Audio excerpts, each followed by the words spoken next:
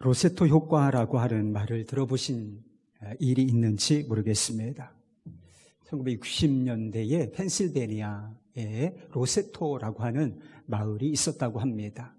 근데 의사들이 이 로세토 마을에서 거주하는 사람들을 진료하면서 아주 특별한 점 한 가지를 발견하게 되었다는 것입니다. 그것은 먹는 것과 행동 양식, 문화라고도 하지요.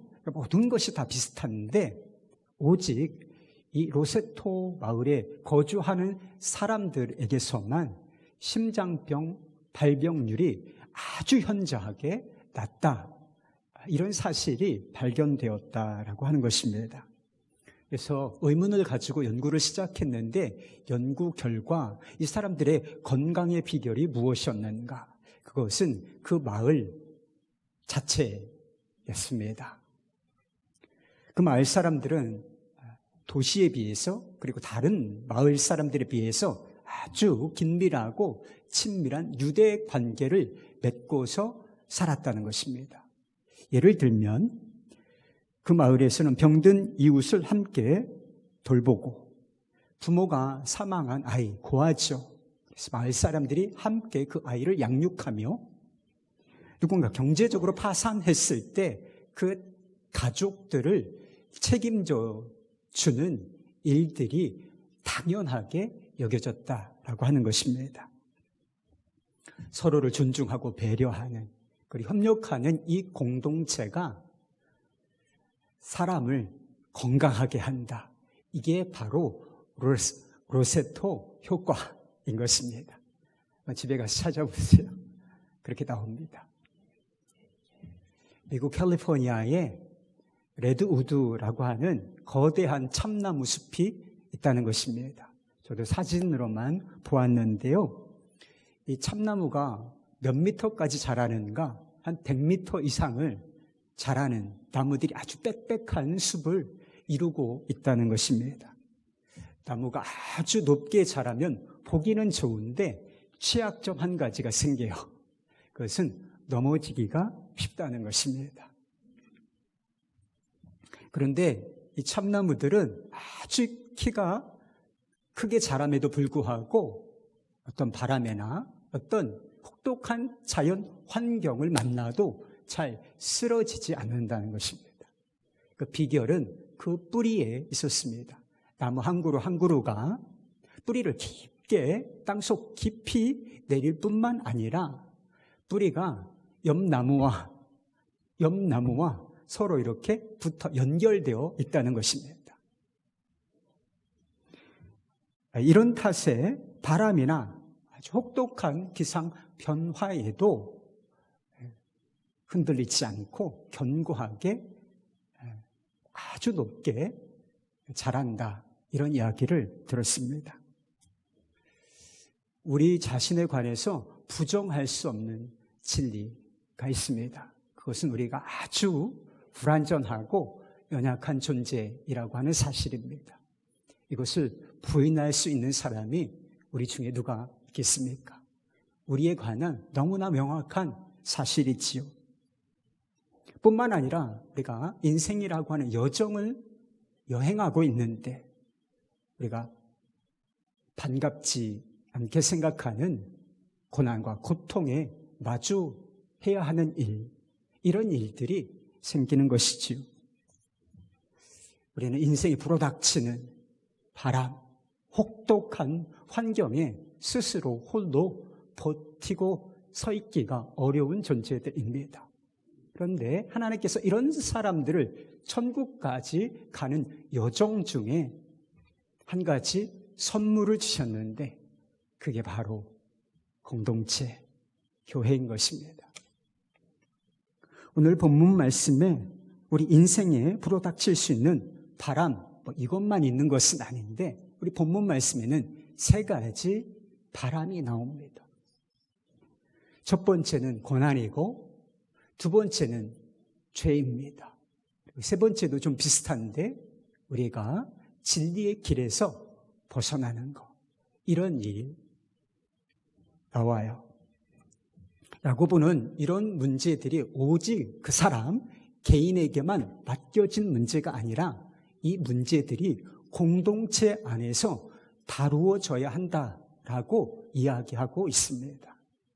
그래서 이 말씀을 보면 우리가 왜 교회로 이렇게 홀로 신앙생활하지 아니하고 하나님께서 공동체를 주시고 이렇게 함께 모여서 신앙생활해야 하는가? 왜 우리가 공동체로 모이는가와 관련되어 있는 문제라고 할 수 있습니다. 여러분, 왜 우리는 이렇게 교회 공동체로 모여서 신앙생활을 해야 하는 것입니까? 야고보는 서로 기도하기 위해서라고 말하고 있습니다. 13절 말씀에 보면 고난당하는 자가 있느냐? 그는 기도할 것이요 라고 말하고 있습니다. 그리고 스스로 기도할 뿐만 아니라 교회 장로들을 초청하여 기도를 받으라고 이야기합니다.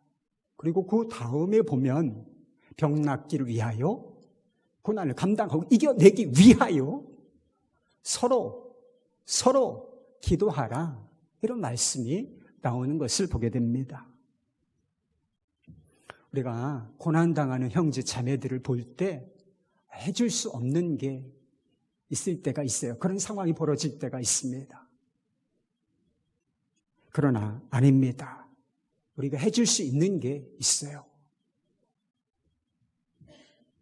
그것은 마음을 같이 해주는 것이고 또한 그를 위하여 진심으로 기도해 주는 것입니다. 우리가 하나님을 정말 신뢰하고 그리고 기도의 능력을 믿고 있다면 그러니까 서로를 위하여, 어려운 상황을 만난 사람을 위하여 기도할 수 있다는 것은 엄청난 일인 것입니다. 사도행전 12장에 보면 베드로가 복음을 전하다가 헤롯 왕에 의해서 감옥에 갇히는 사건이 발생하는 것을 보게 됩니다. 그러니까 거대한 공권력 앞에서 성도들이 감옥에 갇히게 된 고난을 당한 이 사도를 위하여 할 수 있는 게 무엇이 있겠습니까? 교회 공동체가 이 사도를 위하여 선택한 것은 기도였습니다. 사도행전 12장 5절 말씀, 이에 베드로는 옥에 갇혔고 교회는 그를 위하여 간절히 하나님께 기도하더라. 성도들이 사도가 감옥에 갇히는 고난을 만났을 때 즉각적으로 기도를 선택한 이유가 무엇이었겠습니까?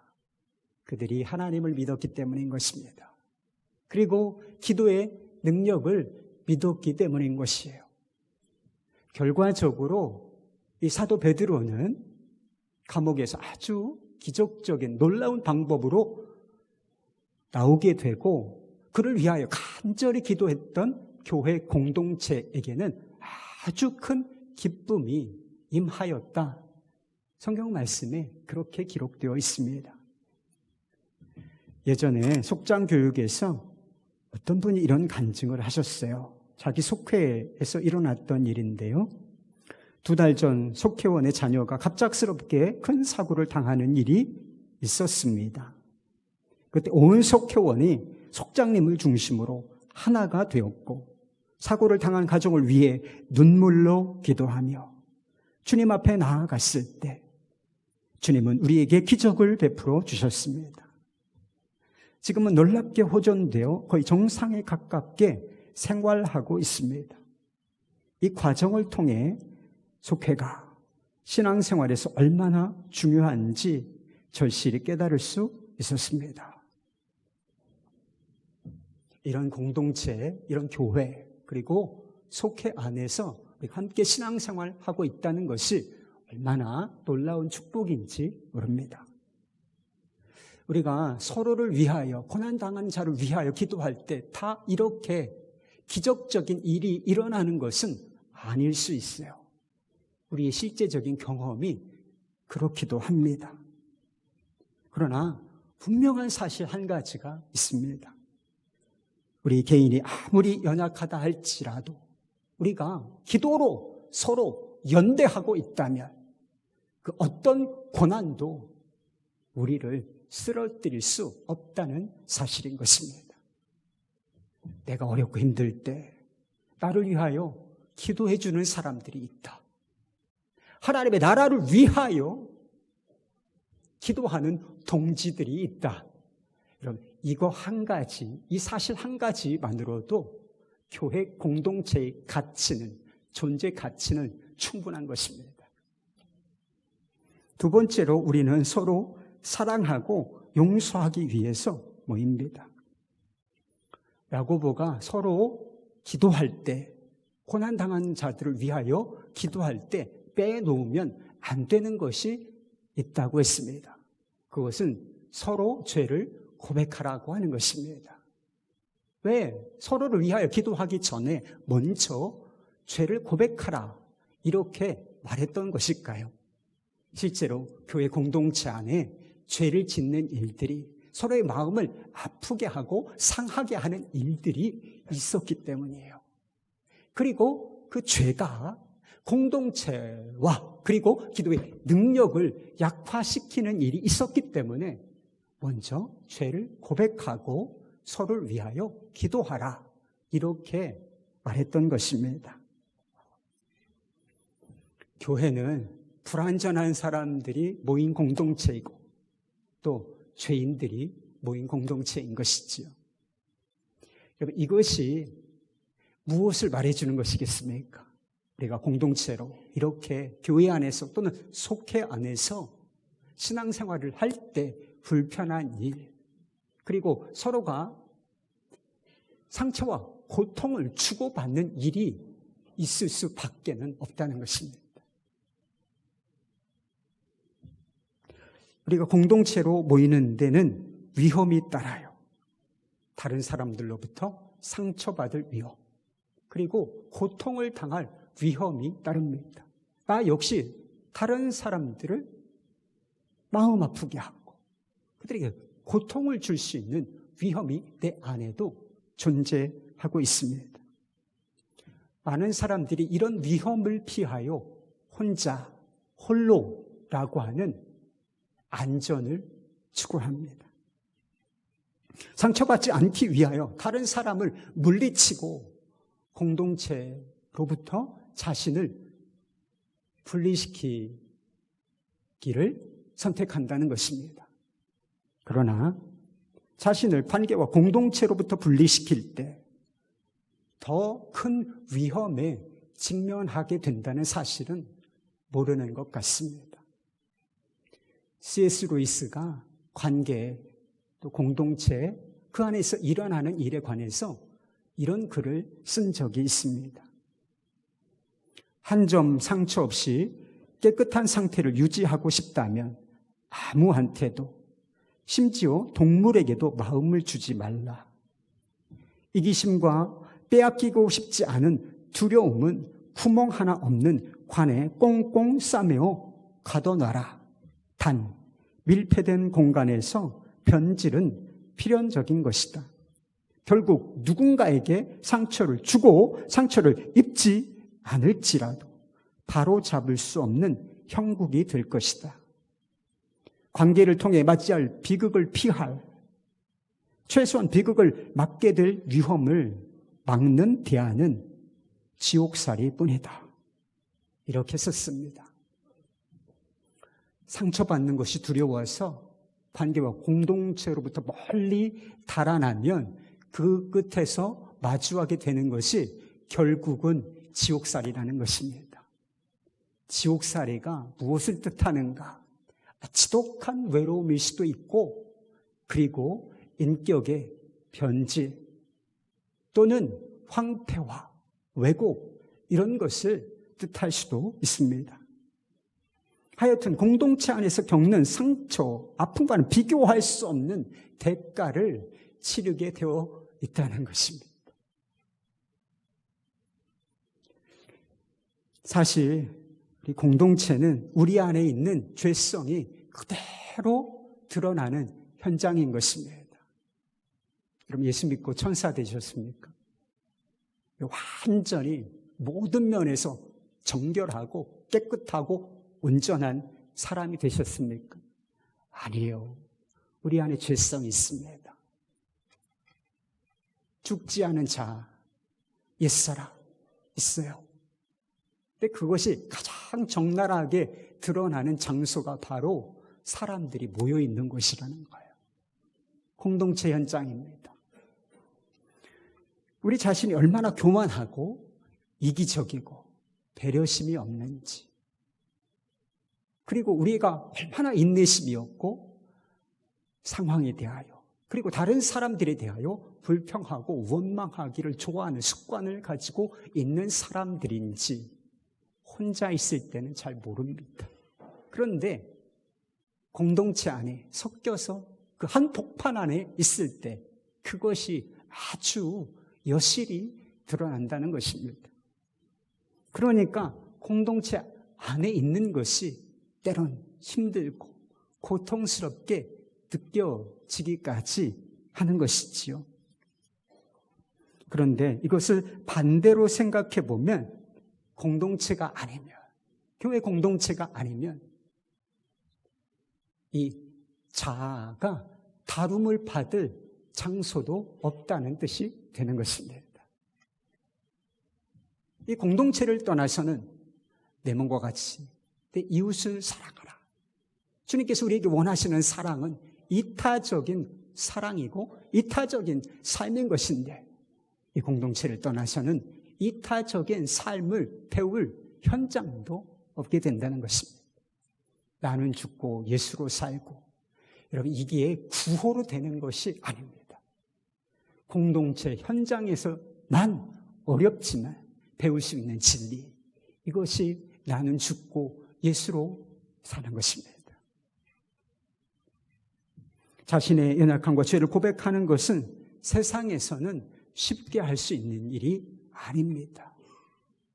자신의 잘못을 솔직하게 인정하고 고백하고 용서하고 용서받고, 세상에서는 되게 드문 일, 불가능하다고 이야기하지는 않겠지만 대단히 경험하기 어려운 일인 것은 틀림이 없습니다. 그러나 그리스도인들이 모인 공동체에서는 이것이 가능하며, 그리고 반드시 가능해야만 하는 것입니다. 왜 그렇죠? 이 교회 공동체의 정체성이 용서받은 자들의 모임이기 때문인 것입니다.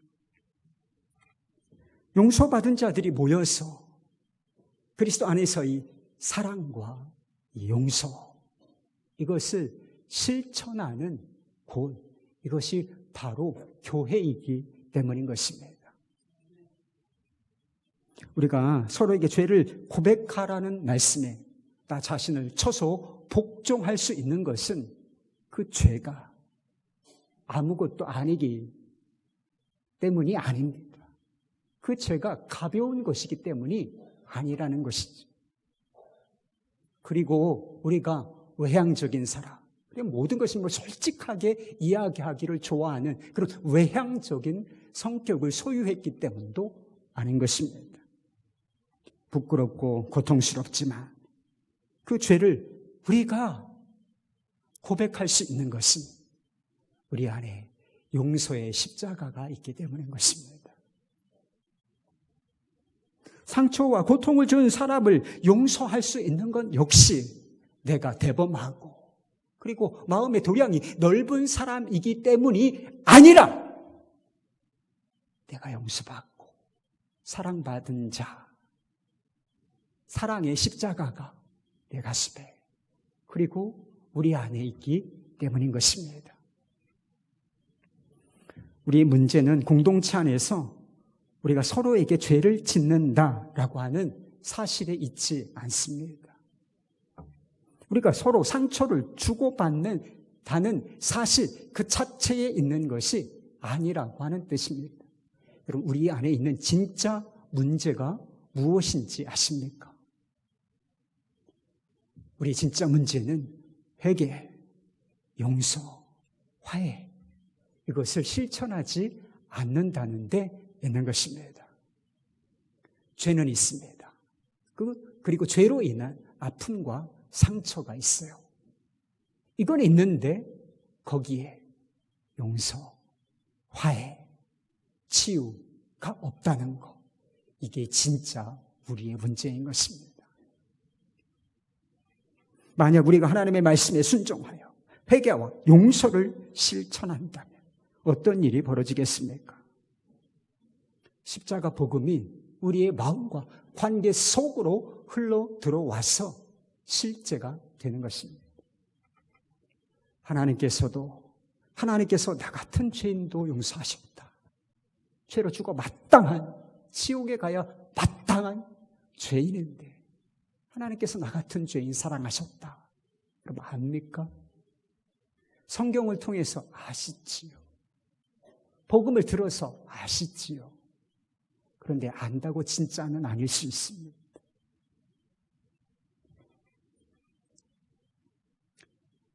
관계와 공동체 속에서 우리가 십자가 복음을 붙잡고 용서와 사랑을 실천할 때, 화해와 치유가 우리 안에 일어날 때 비로소 십자가 복음이 무엇인지 그 의미를 실제적으로 알 수 있게 되는 것입니다.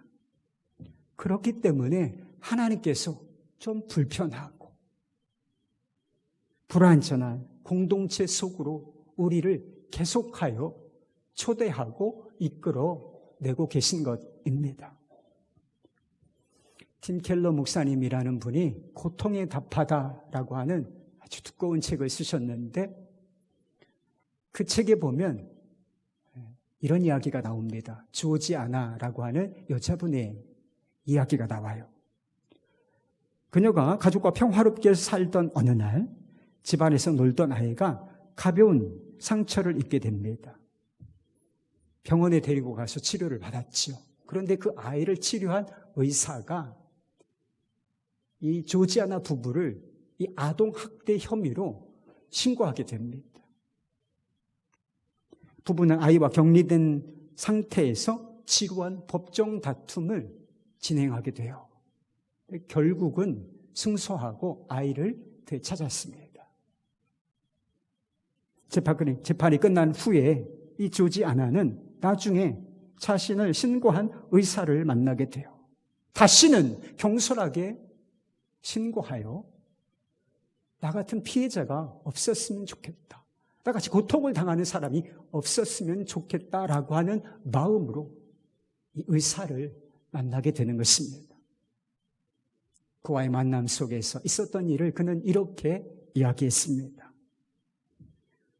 회의를 마치고 사무실을 나서면서 우리를 고발했던 그 의사를 가볍게 안아주었다. 분명히 말하지만 나로서는 그에게 사랑을 표현하고 싶은 생각이 조금도 없었다. 하지만 하나님은 다르셨다. 그를 안아주던 순간 지금까지 경험해 본 적이 없는 강력한 치유와 화해가 찾아왔다. 그 한순간을 통해 하나님은 이번 일을 겪는 모든 과정을 통틀어 가장 큰 폭으로 나를 변화시키셨다. 이렇게 이야기했습니다. 이 조지아나 부부에게, 이 가족에게 아무 일도 없었더라면 좋았을 뻔했을지 모릅니다. 그러나 결과적으로 이 고난, 이 고통은 이 조지아나와 그의 가족에게 긍정적인 변화를 가져다 주었습니다. 특별히 그녀가 이 십자가를 의지하여 용서를 실천하였을 때 그가 가장 큰 폭으로 변화되었다라고 그녀는 이야기했던 것이죠. 아무 일이 없었던 그 시점보다 더 나은 상태, 더 성숙한 상태가 되었다는 것입니다. 많은 사람들이 자신의 삶에는 아무 일도 일어나지 않았으면 좋겠다, 이런 생각을 가지고 있는 것 같습니다. 공동체 안에서 생활을 해도 아무 문제도 없고 아무 일도 일어나지 않는 공동체에서 생활했으면 좋겠다, 이런 소원을 갖고 있는 것 같습니다. 아무런 갈등도 상처도 없는 평화를 원하고 있는 것이지요. 그러나 세상에 아무 일도 일어나지 않는 공동체는 없어요, 여러분. 세상에 그 어떤 공동체에도 아무 일도 일어나지 않는 그런 일은 없다는 것입니다. 그러니 이 불안함 때문에 혼자 있는 홀로라고 하는 안전을 추구하는 사람들이 늘어나게 되는 것입니다. 여러분, 그런데요, 진짜 안전한 공동체는 아무 일도 없는 공동체가 아닙니다. 자신의 죄를 고백하고 용서하고 용서받고 서로의 허물과 죄에 대해서 용서의 확신을 줄 수 있는 그런 공동체, 이 공동체가 진짜 안전한 공동체인 것입니다. 내가 좀 잘못하고 실수하고 죄를 짓더라도 우리 형제들은 나를 용서해 줄 거야. 나를 사랑으로 감싸주고 받아줄 거야. 이런 확신을 줄 수 있는 공동체, 우리가 이런 공동체 속에서 신앙생활을 하고 있다면 심장병 위험이 현저하게 낮아지는 것뿐이겠습니까? 우리 인생 전체를 통틀어 가장 큰 폭의 인생의 변화가 일어날 것이 마땅한 일이 아니겠습니까? 세 번째로 우리는 서로를 붙들어주기 위하여 모입니다. 19절과 20절 말씀입니다. 내 형제들아, 너희 중에 미혹되어 진리를 떠난 자를 누가 돌아서게 하면 너희가 알 것은 죄인을 미혹된 길에서 돌아서게 하는 자가 그의 영혼을 사망에서 구원할 것이며 허다한 죄를 덮을 것입니다. 미혹되어서 진리를 떠난다. 이것이 무엇을 의미하는지 좀 명확하게 이해하기는 좀 어렵습니다. 이단에 빠진다는 뜻인지 아니면 신앙을 버린다는 뜻인지 아니면 다른 어떤 심각한 죄를 짓게 되는 것을 말하는 것인지 확실하지는 않습니다. 어찌됐든 정상적인 신앙의 길, 이 신앙의 길에서 탈선, 탈락하는 상황이 되는 틀림이 없는 것이지요. 그런데 공동체 안에서 이런 일이 벌어질 때, 이런 사람이 생길 때 그를 내버려 두지 말고 사랑으로 붙들어 다시 주님께로 돌아오게 하라. 이렇게 이야기하고 있는 것입니다. 오래전에 미국의 매사추세츠 법정에서 있었던 일이라고 합니다. 어떤 사람이 부두가를 거닐고 있다가 선박을 메워놓는 로프, 아주 두꺼운 로프에 발이 걸려서 그만 바다에 빠지게 되었다는 것입니다. 그는 허우적대면서 도와달라고 외치고 있었습니다. 그렇지만 점점 그는 물속으로 빠져들어가고 있었다고 합니다. 친구들이 있었는데 멀리서 그 친구가 외치는 소리를 들을 수는 있었지만 급박하게 그를 도와주기는 너무나 먼 거리에 있었다는 것입니다. 그런데 단 몇 미터에도 못 미치는 거리에 한 젊은이가 의자에 앉아서 한가롭게 일광욕을 하고 있었다는 것입니다. 이 사람은 물에 빠진 사람이 외치는 소리를 아주 또렷하게 듣고 있었을 뿐만 아니라 그리고 수영에 아주 능숙한 사람이었다는 것입니다. 그러나 불행한 사실은 얘가 사람이 물에 빠져 죽는 상황을 그저 무심하게 바라보고 있었을 뿐이라는 것입니다. 죽은 사람의 가족은 이 젊은이가 그토록 무관심했던 것에 분노한 나머지 이를 대상으로 소송을 제기했다는 것입니다. 어떻게 이런 일을 그냥 둘 수 있습니까? 소송을 제기했어요. 판결이 어떻게 났겠습니까?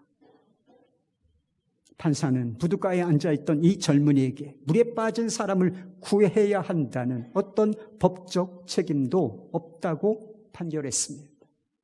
가족들이 패소한 거예요. 요즘은 사회가 점점 개인주의화 되어 가고 있는 것 같습니다.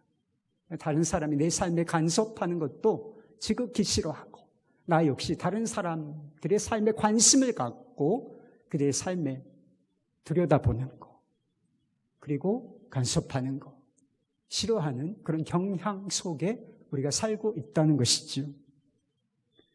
길거리에서 사람이 폭행을 당하고 있어도, 그리고 누군가 이웃 사람이 죽어가고 있음에도 불구하고 관심을 두지 않는 지극히 무심한 사회가 되어가고 있다는 것입니다. 정말 나만 괜찮으면 다 괜찮은 것입니까? 누군가 죽어가도 법적 책임만 지지 않을 수 있다면 정말 괜찮은 것입니까? 아니에요. 괜찮지 않습니다. 우리가 그리스도 안에서 한 몸이라는 사실을 진짜 믿고 있다면 괜찮지 않은 것입니다. 형제가 사망의 길을 걷고 있는데도 아무런 조치를 취하지 않은 것, 세상의 법정에서는 not guilty, 무죄라는 평가를 받을 수 있을지는 모르지만 하나님께서는 그 사람을 향하여 유죄라고 판단하실 것이 분명하지 않겠습니까? 다른 사람의 죄에 개입하는 것은 아주 신중하고 조심스러운 일입니다. 분별력이 필요하고, 그리고 기도가 많이 필요하며, 무엇보다 사랑이 필요합니다. 잘못하며 정죄, 판단의 죄를 지을 수 있기 때문이에요. 그렇다고 나와 상관없는 일처럼 버려두는 것도 결코 주님의 마음, 주님의 뜻은 아니라는 것입니다. 사도 바울이 갈라디아서 6장 1절에서 이 문제를 이렇게 이야기했습니다. 형제들아, 사람이 만일 무슨 범죄한 일이 드러나거든 신령한 너희는 온유한 심정으로 그러한 자를 바로잡고 너희 자신을 살펴보아 너도 시험을 받을까 두려워하라. 자신을 먼저 살피라는 것입니다. 내게는 그러한 문제가 없는가? 그리고 두려운 마음을 가지라는 거예요. 그럼에도 불구하고 아주 온유하고 부드러운 심령으로, 사랑으로 확 찬 마음으로 그를 붙들어 돌아서게 하라. 바로 잡아주라. 이것이 주님의 뜻인 것입니다. 다른 사람의 삶에 관심을 가지고 길을 벗어난 사람들을 다시 돌아오도록 애쓰는 일, 이것은 대단히 부담스러운 일임에 틀림이 없습니다. 그런데 왜 우리가 이 부담스러운 일, 그냥 내버려 둘 수도 있는데 내버려 두지 않냐고, 이 부담스러운 일을 우리가 스스로 자원하여 감당해야 하는 것이겠습니까? 이유는 너무나 간단해요. 그것이 주님이 원하시는 것이고, 그것이 사랑이며, 뿐만 아니라 그것이 함께 사는 길이기 때문인 것입니다. 하워드 핸드릭스 박사가 있습니다. 기독교 교육의 대명사처럼 불리는 그런 분이시래요. 근데 이분이 하나님을 떠났다가 이 친구를 사랑하는 한 친구에 의해서 다시 신앙의 길을 회복한 한 젊은이에 관한 이야기를 한 적이 있습니다. 이 박사님이 젊은이에게 하나님을 떠나 있을 때 이것이 어떤 느낌이었는가 물었답니다. 그는 이렇게 대답했습니다. 마치 제가 점점 바다 멀리 깊은 곳으로 밀려가고 있는 것 같은 느낌이었죠. 그리고 제 모든 친구들이 해변에 선 채로 의, 심판, 죄에 대해서 저를 비난하고 있었습니다. 그런데 한 그리스도인 형제가 저를 향해 헤엄쳐 와서 저를 꼭 붙잡았어요. 저는 그와 씨름했지만 그는 끄떡도 하지 않았습니다. 그는 저를 붙잡고 구명조끼를 입히고서는 억지로 물가로 끌고 나왔지요. 하나님의 은혜로 제가 회복될 수 있었던 유일한 이유는 저를 놓아주지 않았던 바로 그 친구였습니다. 범죄한 사람을 회개를 통하여 회복시켜 주시는 일은 하나님이 하시는 일입니다. 한 영혼을 사망에서 구원하여 허다한 죄를 덮는 것은 오직 전적으로 하나님의 은혜로만 되는 일이에요. 그런데 진실은 무엇인가? 하나님께서 그 과정 속에서 우리의 사랑과 우리의 기도와 우리의 도움의 손길을 사용하신다는 것입니다. 그렇기 때문에 이 야고보서를 보면 19절, 20절 말씀을 보면 마치 우리가 형제를 사망에서 건져내고 그의 허다한 죄를 덮어주는 것처럼 우리가 그 일을 하고 있는 것처럼 말하고 있다는 거예요. 서로의 연약함을 위하여 기도하고 용서하고 용서받고 길을 벗어난 형제를 사랑으로 붙들어주는 공동체. 여러분 어떻습니까? 지금 이것이 우리 공동체의 모습인가요?